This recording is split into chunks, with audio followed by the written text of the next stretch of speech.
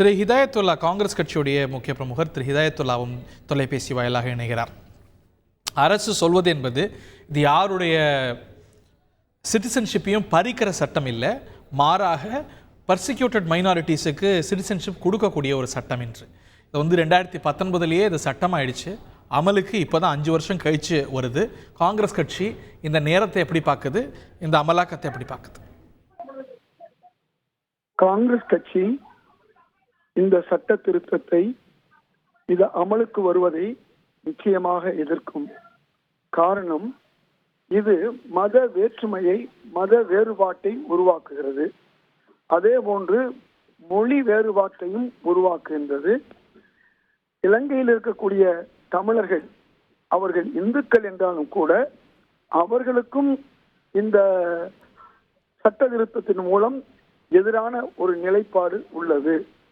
இது வெறும் முஸ்லிம்களுடைய எதிராக மட்டுமல்லாமல் இன்றைக்கு தமிழர்களுக்கும் எதிரான ஒரு சட்டமாகத்தான் இதை பார்க்க வேண்டும். அதிலும் குறிப்பாக இலங்கையிலிருந்து வரக்கூடிய இந்துக்களுக்கும் எதிரான ஒரு சட்டமாக இருக்கும். இதனால் தான் இந்தியா முழுதும் மிகப்பெரிய ஆர்ப்பாட்டம், போராட்டம் எல்லாம் நடந்தது.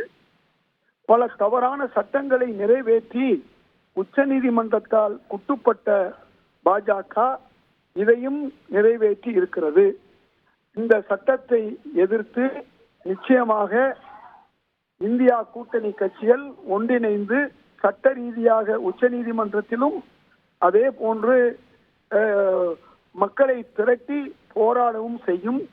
இந்த சட்டத்தின் மூலமாக இந்தியாவிலே இருக்கக்கூடிய இந்துக்களில் ஆதிக்க சக்தியினர், எங்கள் தலைவர் ராகுல் காந்தி சொன்னது போன்று, அதாவது 90 விழுக்காடு வேலை வாய்ப்புகளை பறித்த ஒரு சில ஆதிக்க சக்திகளுக்காக வேண்டி பாஜக அரசு முயன்று கொண்டிருக்கிறது. அதனால் இந்தியாவில் இருக்கக்கூடிய பிற்படுத்தப்பட்ட, தாழ்த்தப்பட்ட இந்துக்களுக்கும் எதிராக அந்த கட்சி இருக்கிறது. அதன் அடிப்படையிலே RSS உடைய சித்தாந்தமாகிய இந்த முஸ்லிம், தமிழர், இன்னும் பிற தலித்துகளுடைய விரோத அரசாக இந்த அரசு இருக்கிறது.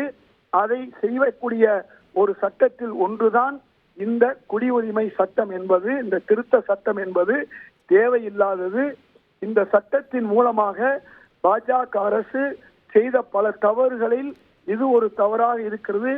ஏற்கனவே தேர்தல் பாண்ட் என்ற விஷயத்திலே இன்றைக்கு குட்டுப்பட்டு இருக்கக்கூடிய இந்த பாஜக அரசு இன்றைக்கு ஸ்டேட் பேங்க் ஆஃப் இந்தியா போன்ற வங்கிகளையும் தன்வயப்படுத்தக்கூடிய ஒரு மோசமான ஜனநாயக விரோத சூழ்நிலையை எடுத்ததன் காரணமாக இன்றைய தினம் உச்ச நீதிமன்றம் ஸ்டேட் பேங்க் ஆஃப் இந்தியாவையும் அதன் பின்னால் இருந்து இயக்கக்கூடிய நிதித்துறையையும் இன்றைக்கு எதிராக திரும்பி இருக்கிறது உச்ச நீதிமன்றம்.